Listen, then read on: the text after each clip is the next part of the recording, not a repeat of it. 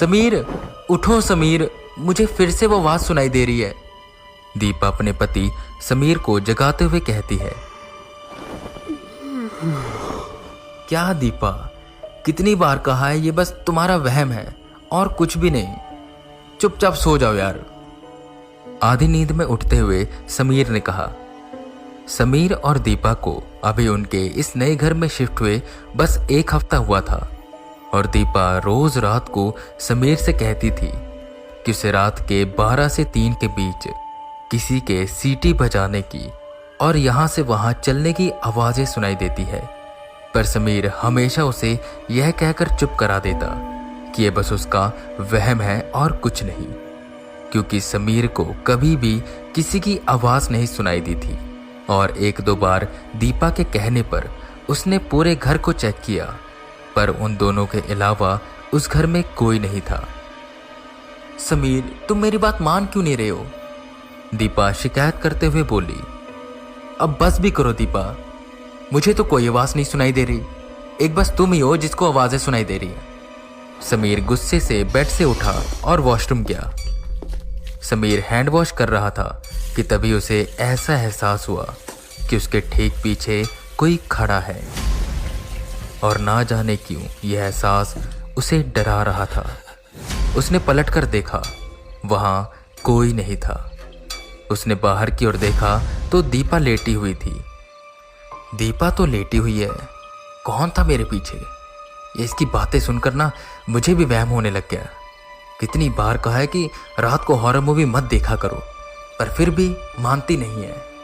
अपने आप से बातें कर समीर शीशे में देख रहा था कि फिर उसे एहसास हुआ कि उसके पीछे कोई खड़ा है। उसने अपना सर थोड़ा सा साइड किया और शीशे में देखा तो समीर के ठीक पीछे एक औरत खड़ी थी जिसकी आंखें बिल्कुल काली थी और उसके चेहरे पर एक डरावनी सी मुस्कान थी। ये देख समीर जोर से चीखा। इस चीख को सुनकर दीपा भागकर उसके पास आई और उससे पूछने लगी कि हुआ क्या, जिस पर समीर दीपा को उस औरत के बारे में बताता है। औरत? पर यहां तो कोई भी औरत नहीं है, हम दोनों के अलावा इस घर में है कौन? तुम्हें ना बस वहम हो रहा है, जाओ सो जाओ चुपचाप, दीपा ने ताना मारते हुए कहा और वो वहां से चली गई। समीर अभी भी डर रहा था। वो जाकर अपने बिस्तर पर लेटा, पर उसे नींद नहीं आ रही थी कि कुछ देर बाद समीर को उनके कमरे के बाहर से चूड़ियों के खनकने की और पायल के बजने की आवाजें सुनाई देने लगी और उसी के साथ दीपा को भी किसी शख्स के सीटी बजाने की आवाजें सुनाई देने लगी। वो दोनों एक साथ उठे और बोले, तुमने वो आवाज सुनी? दोनों ही काफी डरे हुए थे, पर हैरानी की बात यह थी कि उन दोनों को अलग अलग आवाजें सुनाई दे रही थी। जैसे समीर को किसी औरत की आवाज तो वहीं दीपा को किसी आदमी की आवाज। उन दोनों को कुछ भी समझ नहीं आ रहा था। उस रात वो किसी न किसी तरह सो गए। अगले दिन की सुबह हुई। समीर ऑफिस जाने के लिए तैयार हो रहा था और दीपा किचन में समीर के लिए टिफिन तैयार कर रही थी। दीपा, जल्दी से टिफिन लाओ यार, आज मेरी अर्जेंट मीटिंग है और मुझे जल्दी पहुंचना है और हो सकता है कि मुझे आने में लेट हो जाए। हॉल में आते हुए समीर बोला। ये सुन दीपा डरी और भागकर उसके पास आई। समीर, देर? तुम मुझे ऐसे इस घर में अकेले कैसे छोड़ सकते हो? मुझे नहीं इस भूतिया घर में रहना, मुझे भी साथ लेकर चलो या फिर जल्दी आ जाना बस। दीपा बहुत ज्यादा डरी हुई लग रही थी। उसके कंधों पर हाथ रखते हुए समीर ने कहा, ओ दीपा, तुम डर क्यों रही हो?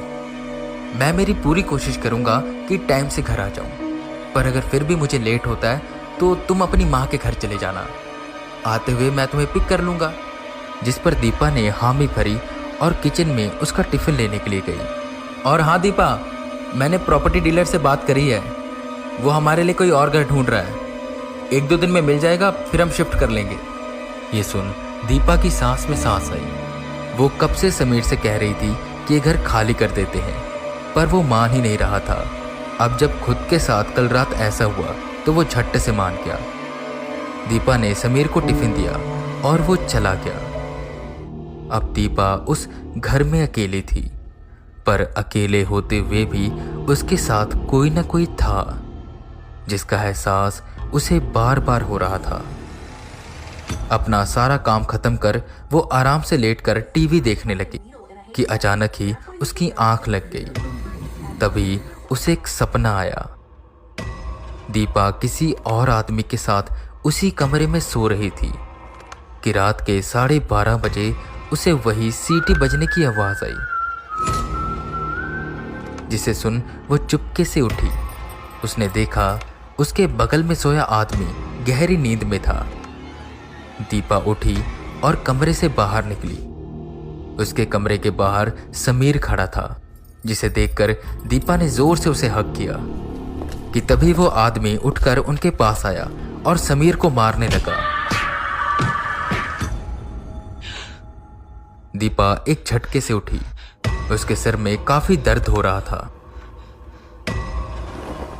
उसने उठकर मेज पर पड़े जग से गिलास में पानी डाला और पीने लगी कि तभी उसे फिर वही सीटी की आवाज सुनाई दी,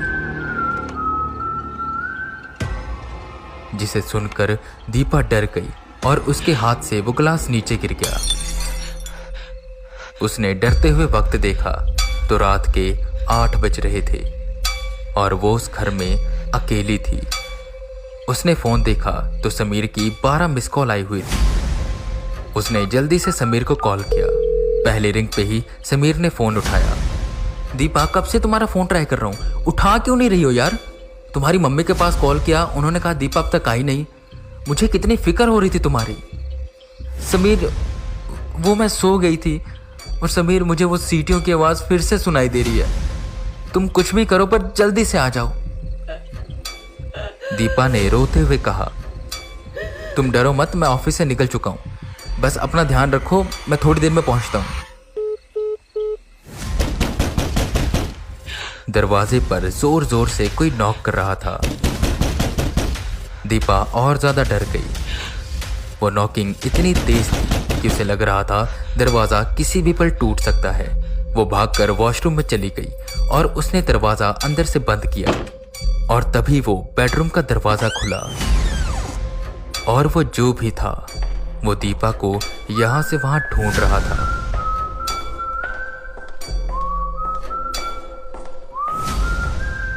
उसके कदमों की आवाज वॉशरूम के करीब आने लगी। दीपा डर से कांप रही थी कि तभी उसे ऐसा एहसास हुआ कि उसके गालों को किसी ने बड़े प्यार से छुआ। वो डर के पीछे की ओर पलटी, पर वहां कोई भी नहीं था कि तभी उसे चूड़ियों के खनकने की आवाज आई। किसी ने कस के दीपा का हाथ पकड़ा, जिस पर दीपा जोर से चीखी।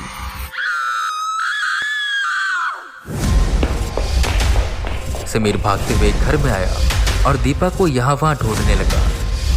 दीपा, कहां पर हो यार? दीपा! वो बेडरूम में गया पर वहां पर भी कोई नहीं था। वो उसे पूरे घर में ढूंढ रहा था, पर वो कहीं मिल नहीं रही थी। समीर की आवाज सुनकर पड़ोसी भी आ गए। समीर ने उन्हें सारी बात बताई, जिस पर उनमें से एक शख्स आगे आया और बोला, आप जल्दी से अपनी बीवी को ढूंढिए और ये घर खाली कर दीजिए, ये घर ठीक नहीं है। ये सुन समीर और ज्यादा चिंतित हो गया कि तभी उसे याद आया कि एक जगह तो रह गई जहां उसने दीपा को ढूंढा ही नहीं। वो भागकर स्टोर रूम में गया जहां दीपा बेहोश पड़ी थी। वो सब उठाकर उसे बेडरूम में लेकर आए। समीर ने डॉक्टर को बुलाया। दीपा होश में नहीं आ रही थी। डॉक्टर आए और उन्होंने दीपा का चेकअप किया।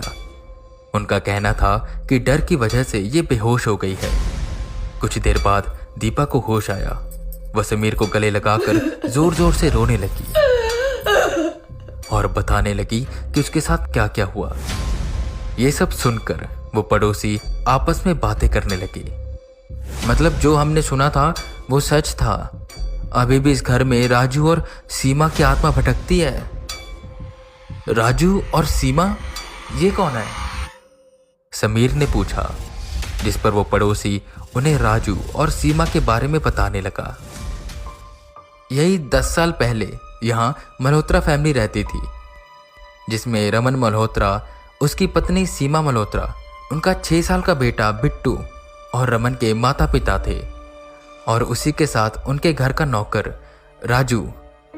पूरे मोहल्ले में ये बात फैली हुई थी कि सीमा का और राजू का कुछ चल रहा है, पर इन सब बातों पर हम गौर नहीं करते थे।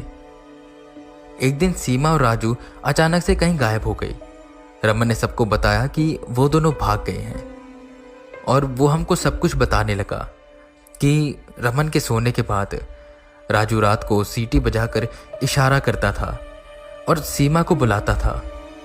सीटी की आवाज़ सुनकर सीमा उठती थी और फिर वो दोनों स्टोर रूम में मिलते थे। रोज रमन को भी वो सीटी की आवाज़ नींद में सुनाई देती थी, पर उसने कभी गौर नहीं किया। एक दिन उसे नींद नहीं आ रही थी जब उसे सीटी की आवाज़ सुनाई दी। उसने देखा उसकी पत्नी सीमा बाहर चली गई। रमन ने उसका पीछा किया तो उसने उन दोनों को रंगे हाथ पकड़ा। राजू को उन्होंने बहुत मारा और घर से निकाल दिया, पर अगले ही दिन सीमा भी चली गई। पर कुछ दिनों बाद उनके परिवार की रहस्यमयी तरह से मौत हो गई, जिसमें उनका सारा परिवार एक साथ मारा गया। लोगों को लगा कि सीमा और राजू ने मिलकर उन सबको मार दिया है। जब पुलिस ने छानबीन करी तो एक ऐसी बात सामने आई जिससे हम सब डर गए। राजू और सीमा तो कब के मर चुके थे, और शायद उन्हें रमन नहीं मारा था। उनकी लाश पुलिस को उनके गार्डन में दफन मिली, और ये बात हैरान करने वाली थी कि अगर राजू और सीमा पहले ही मर चुके थे तो रमन के परिवार को किसने मारा। और इन 10 सालों में बहुत से लोगों ने इस घर से सीटियों की आवाज़, पायल और चूड़ियों की आवाज़ सुनी है। कई लोगों ने तो छत पर एक औरत को भी देखा, पर हमें लगा बस ये कोई अफवाह है। पर आज जब ये सब हम सुन रहे हैं तो हमें यकीन हो रहा है कि वो सब सच था। आप जितना जल्दी हो सके इस घर को खाली कर दीजिए। ये सब जानने के बाद वो दोनों एक पल भी उस घर में रुकना नहीं चाहते थे। समीर और दीपा उसी रात उस घर को खाली कर देते हैं। वो रात उन दोनों ने होटल में गुजारी और अगले ही दिन अपने नए घर में शिफ्ट कर गए। वो घर आज भी खाली है, पर खाली होते हुए भी आसपास के घरों में रहने वालों को उस घर से चूड़ियों के खनकने की और सीटी के बजने की आवाज़ें सुनाई देती है, जो ये दर्शाती है कि वो घर आज भी खाली नहीं है।